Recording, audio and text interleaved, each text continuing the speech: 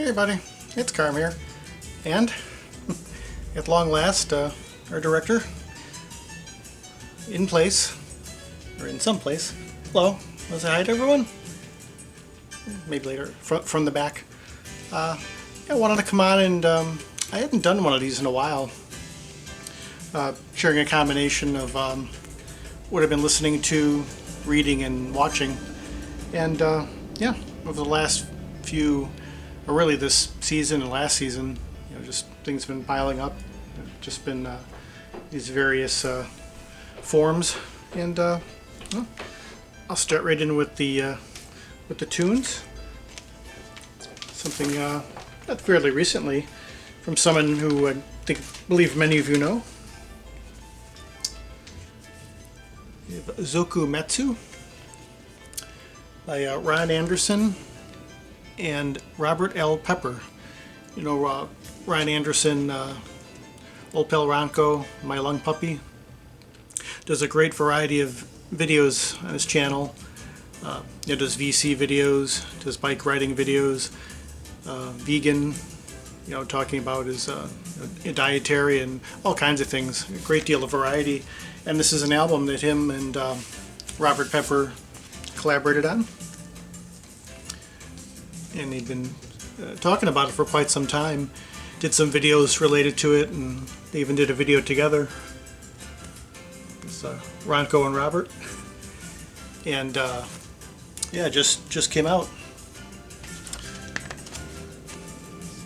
200 copies, and I was among the very first recipients of this, so it's a nice honor with that. If you know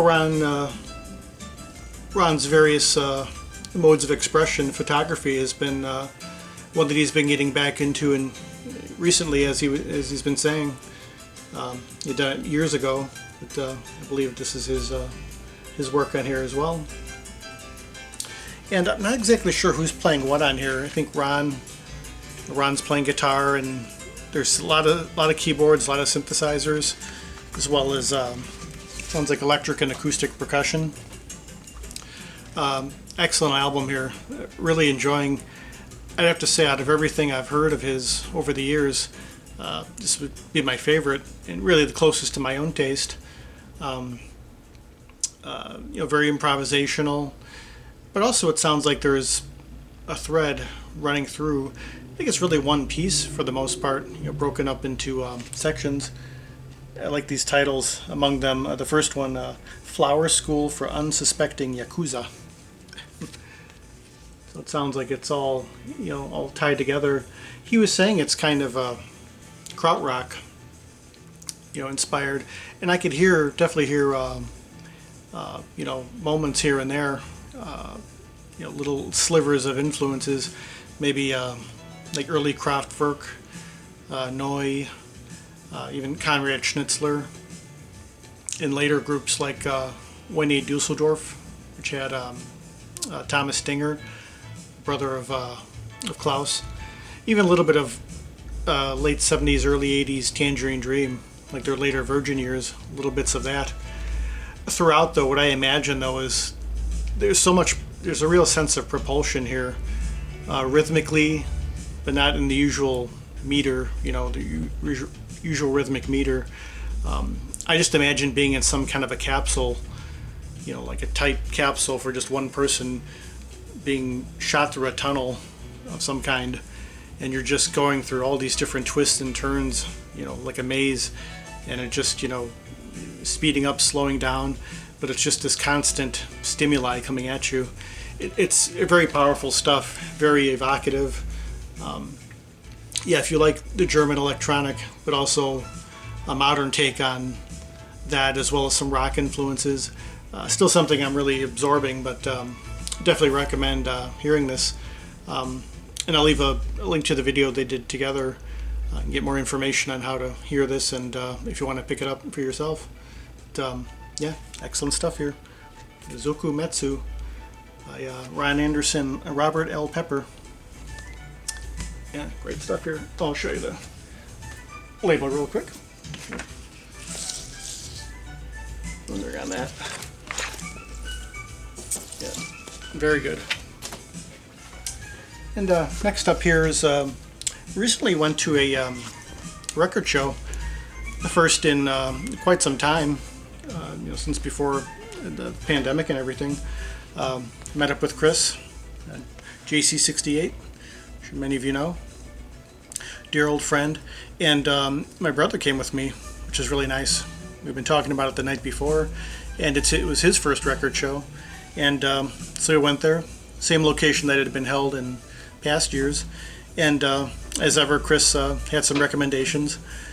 Between my brother and I, we didn't really find a whole lot to pick up and take home, but Chris ever generously had waiting in his car some stuff that he put to the side for me over maybe the last couple of years. So there's quite a bit there, but I'm just pulled aside some of the highlights, what I've been listening to so far, and there's so much to still go through. This is among one of them. John Williams plays Paul Hart Concerto for Guitar and Jazz Orchestra. This is really nice, kind of a British youth orchestra with John Williams, the guitarist, playing the music of the composer. Paul Hart, conductor, and his own music. This is somewhere between, I think, as a reference point, if you imagine the United Jazz and Rock Ensemble, the group with Wolfgang Donner and Volker Kriegel, Albert Mangelsdorf, if you imagine them playing the music of Dave Grusin, like especially the soundtrack music, to me it has that feel to it, the way the compositions are paced and kind of melodic and phrasing, kind of has that, brings to mind Dave Grusin, or for me, a lot of variety here, very colorful and upbeat. And you could also kind of hear if you ever listen to any British jazz or modern composition, it kind of has that feel to it as well, appropriately enough. But I recommend it if you like kind of a mixture of jazz and classical, and if you like John Williams on guitar, it's very nice. There's also large group with reeds and brass, as well as bass guitar, flutes, synthesizer. So it's a nice mix overall. This is really nice, and one of the few an album I was not aware of on this label, on Mood Records. Continuous Flow by Wolfgang Angstfeld on saxophones, Michael Hare piano, Paul Danielson bass, Leroy Lowe on drums. From 1980. I like with the pictures, the three of them are all looking in one direction, and he's the only one looking at the camera. But this is real nice, modern, straight ahead, fairly traditional jazz. But played very, very tightly. A really nice interplay between all of them. Palle was the only one. Danielson was the only one I was aware of, from being on various ECM recordings. I believe he's Swedish, but I was unfamiliar with the other players, but all excellent. If you like traditional jazz quartet, very much recommended for that, and all originals by the members of the group. But some of them, they have a certain tunefulness that you could mistake some of them for being standards. For just having that just real timeless quality. But very much recommended, and always nice hearing about another mood I wasn't aware of. So Chris knew me very well on this. So very nice. The next up one I'd been after for a long time, and somehow Chris knew. Plumb Lines, Justo Amarillo. It's a saxophonist. Many years ago on our, I've mentioned WNUA over the years many times, and this is an artist that used to get a lot of airplay on there back in the late 80s, early 90s. Yeah, Naima and Jasmine, the first piece here, used to play all the time. I remember hearing it, back in 88, 89. This is from 87, I believe, 86 or 87, and it's on the Meadowlark label, which Richard Souther is recorded on. Real nice, contemporary instrumental.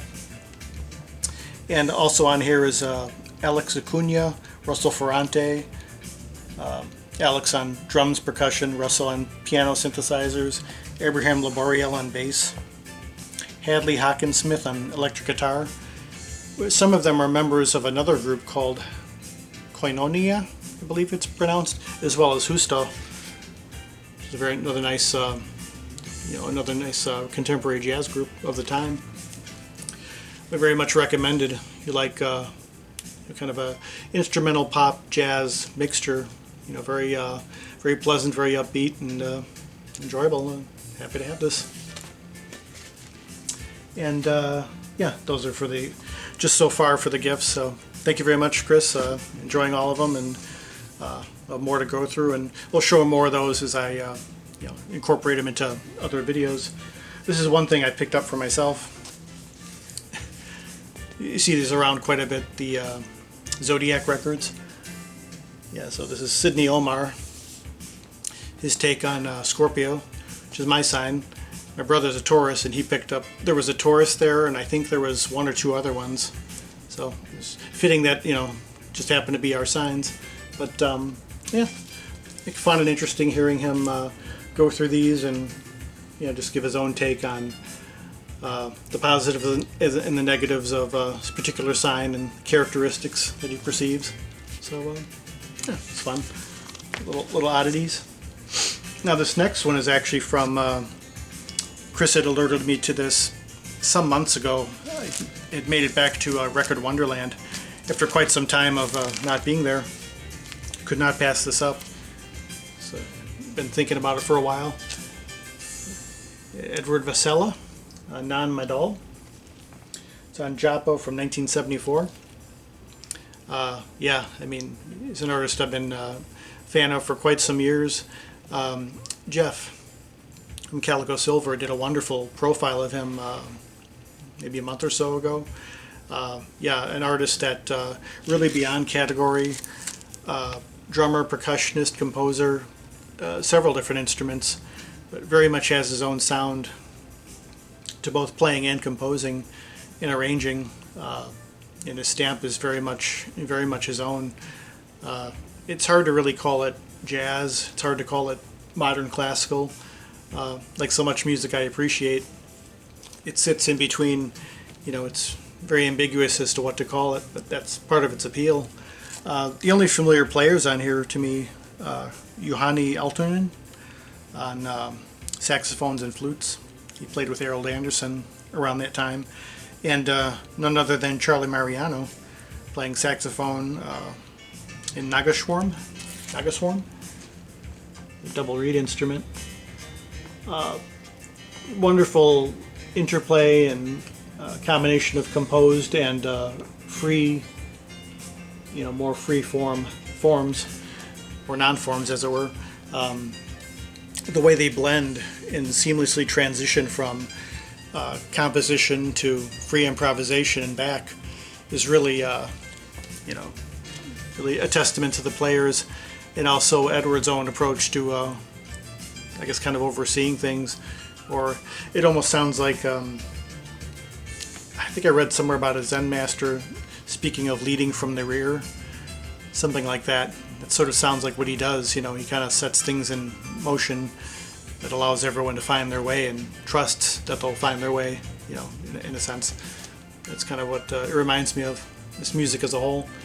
And yeah, I like the cover.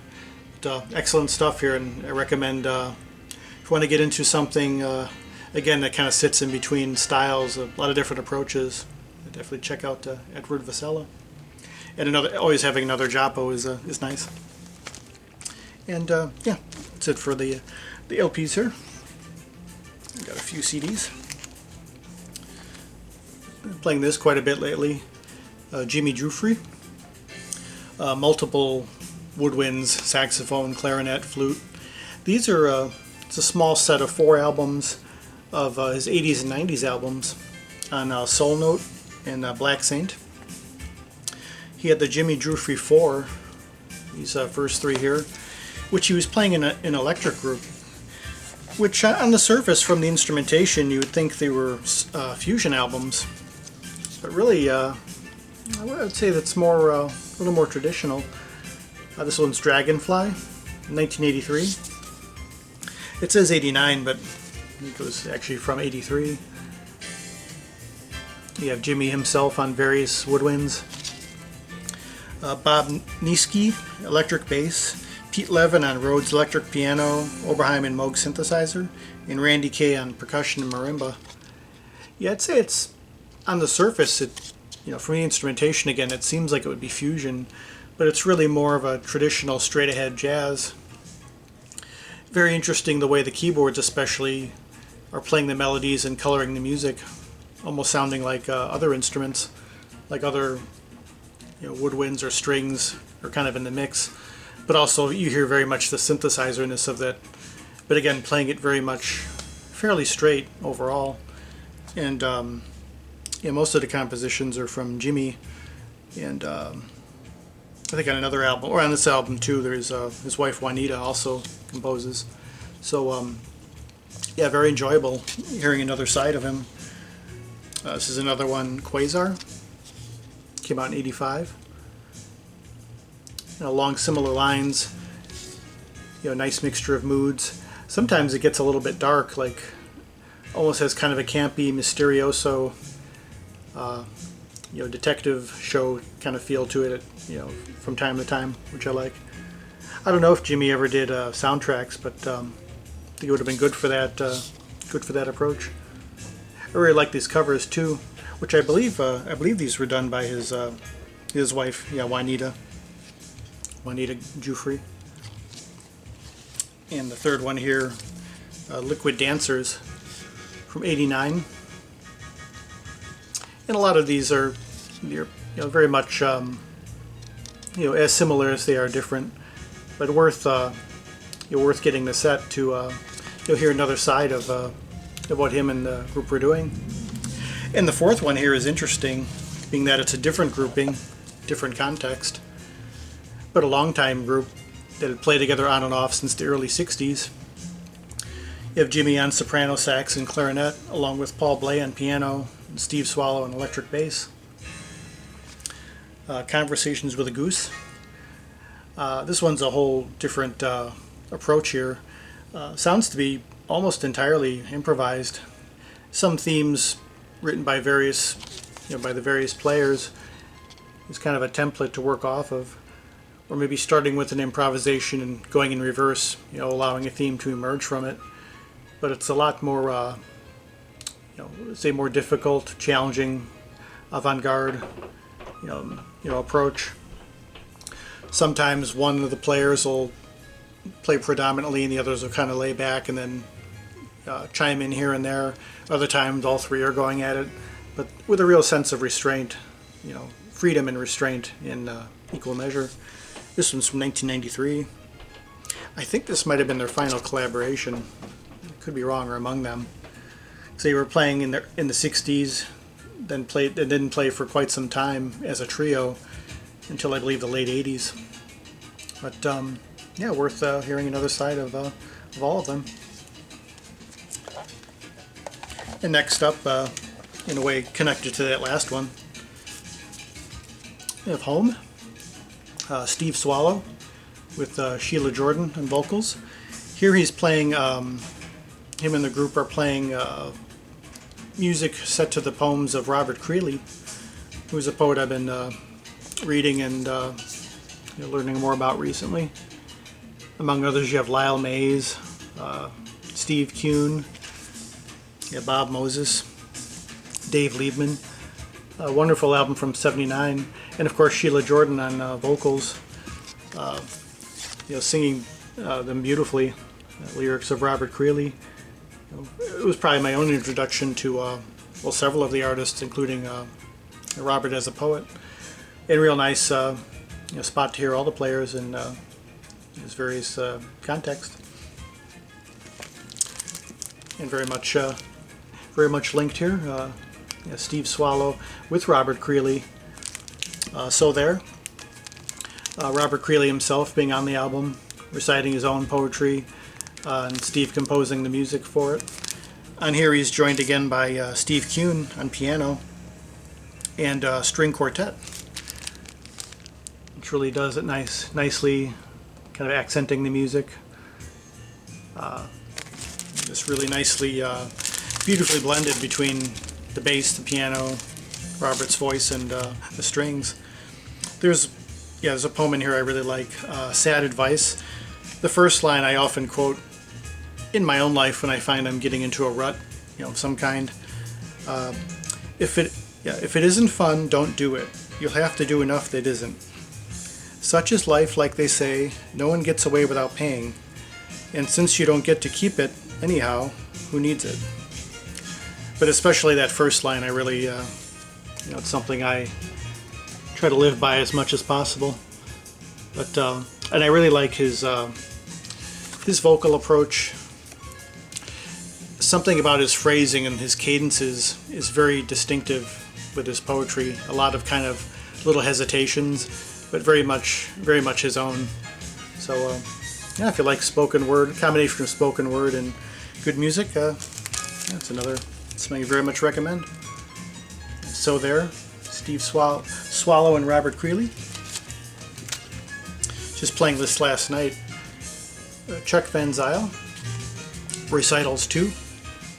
Did 3 volumes of this. Synthesizer, very much in the Berlin style. Sequencers, very, very heavily sequencer based. Someone who's done that style in the modern age, very well, and in very much his own approach. He also did the photography. Spends a lot of time, visiting cemeteries for inspiration and material. Does this kind of infrared. I think he actually still uses film, or as much as possible. But very much like the photography, the music. Has that dark kind of forlorn quality, but also spacey as well. Very much recommended for that. I've done a video on him some years ago, but he's someone who I like to revisit every now and then. And Chuck Van Zyl, Recitals 2. Something I like playing in the car.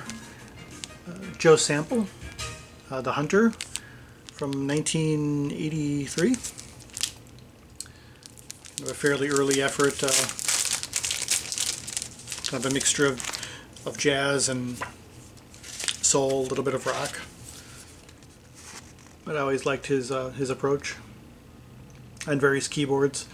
And some of the compositions here, it sounded like he had reworked them on later albums. So interesting hearing these other versions. But very, very nice if you like that, like that blend of styles, from that time, from the early 80s. This one, very much influenced by Tink. I played this in her own videos. So thank you for this, letting me know about this. Nick Tyndall, Relaxation For Massage. A quiet, ambient. Would often play this overnight to sleep to, but it's perfect just for that. So she played this in many of her videos. An artist I normally listen to more of in the winter than this time of year, but been on a bit of a kick. Klaus Schulze, Angst. I think somewhat one of his lesser known albums. It's a soundtrack to the movie of the same name. I think it was an Austrian film. Very much of its time, recorded in '83, came out in '84. More digital, shorter cuts. But and you could kind of hear that, the soundtrackness of it. You're trying to imagine the images that go with it. And actually, he had done this in reverse, where he had read the script, recorded the music, and then they filmed it, kind of around the soundtrack. So he had a lot of freedom to do this. There's a bonus cut on here called Silent Survivor. It's about a half hour long. which I actually like more than the album as a whole. I think it was recorded around that same time, but it was perfect to fill out the rest of the CD. It kind of harks back to the earlier stuff, more sequencer based, very rhythmic. A nice mixture of what he was doing at that time in the early 80s, trying different colors and approaches, but still has that that dark, mysterious quality. But again, harking back with some sequencers, doing it a little bit differently as far as the approach and the rhythmic approach to it. But yeah, recommended for another side of him, if you're not familiar. And finally, here for the tunes, Bill Evans, From Left to Right. Good pal Gary, and many of you know Cosmic Pickle. We were talking about Bill Evans recently, going back and forth, and saying how he didn't make very many albums on electric piano. He made a few in the 70s, but just here and there. But I think this is among the few that really stand out. And oftentimes you could see playing both keyboards simultaneously, as well as there being some orchestral backing on the songs, as well as Sam Brown on guitar, which you didn't hear a whole lot of guitar with Bill Evans, which adds a real nice color and approach to it. Absolutely beautiful album, maybe a little bit lesser known. I really want to explore more of his stuff in the 70s. I have bits and pieces here and there. He's probably more known for his 60s work, but it's definitely worth hearing. Yeah, just gorgeous, very lyrical, romantic, without being too syrupy. It's very substantive as well, and yeah, it's Bill Evans. So yeah, I'll move on to the reads here. I think I'm going on for quite a while, and I'm barely into the rest of what I have here. Let's set some of this to the side. I'll start right in with William Carlos Williams. Mentioning Robert Creeley before, been getting into rereading a lot of poetry, and around this time, getting into their different forms. But this is the selected letters of William Carlos Williams. Something about letters, maybe being because I still am a letter writer basically. Even if it's an email form, I like the longer form, which of course isn't as common now in this age of more expedient forms of communication. But it's nice looking back on these earlier ones, and these go right back to the beginning of the 20th century, in 1902, 03, when he was a young man, all the way up until I think 40s.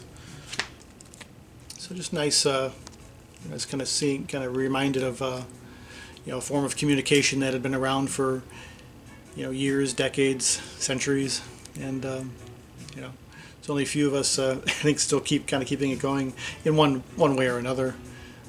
I know a couple of you watching, in close contact with. We still write letters in a sense, but yeah, and he's a poet that I really find interesting, being that he was a physician mainly. That was his main job in life, but he's a poet all through.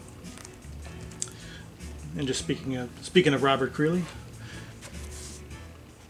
the correspondence between Robert Creeley and Charles Olson, two poets of different generations, and this correspondence covers, well, this particular volume is early 50s, but it goes all the way up until around 1970, up until Charles Olson passed.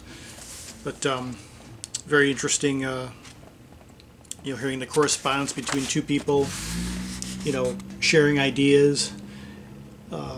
Oftentimes when each of them were writing certain things, going through certain phases, they would sort of try it on each other, see what the other thought, and they would learn from each other that way. But yeah, it's fascinating, this kind of dialogue, and again in this form, in the form of letters. Yeah, Complete Correspondence, Volume 1. Not sure how many volumes there were overall, but maybe quite a few over that time. So yeah. something been reflecting my latest obsession here as far as art. I shock myself. Beatrice Wood, career woman of art. One of my favorite artists is the sculptor and potter Beatrice Wood. Was also a painter and a playwright. Did a variety of things throughout her life. She was considered, as of the late 20th century, the last living artists of the Dada movement, along with Marcel Duchamp and others. And some of her art here. And she wrote this pretty late in life. She lived to be 105, but was someone who always inspired me. And eventually, I got just this year I got into ceramics myself, and it's been largely through her inspiration. She took it up when she was in her 40s, so it just gave a lot of inspiration through that. And lived quite a life. So I've seen documentaries on her over the years. Just always found really inspiring. And another one related, Paulus Benson, Finding One's Way with Clay. Kind of considered a handbook of the time. It was written in the early 70s. Paulus Benson, who was a clay artist and teacher, shows you various techniques and approaches where you don't even need a wheel, a potter's wheel. You just do it with the clay in your hands. Just what I've been doing lately. Just very kind of basic approaches here. But also along the way, there's a lot of little tidbits and just words of wisdom on how to approach, living creatively. Ways of reminding oneself, anything you do can be creative. That same spirit.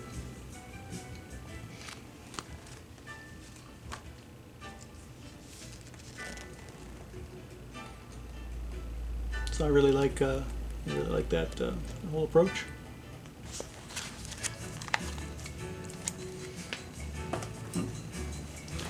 Thinking I may have to do this in two parts. I'm just noticing my the battery, or no, it's the disk space. So I'll cut this into two parts. So actually, I'll do one more. I have one more book here. I'll do the second part with the views. Maria Martinez, another potter from the Southwest.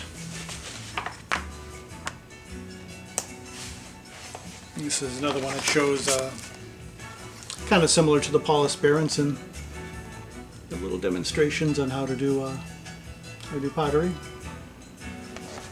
How to do pottery with kind of the basic elements of it.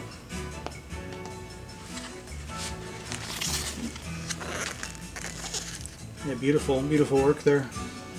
Of course, visiting the Southwest for many years has been inspiring. But yeah, I've been kind of digging into this. I'll show you real quick, if you're interested, a couple pieces I made recently. Just kind of very basic.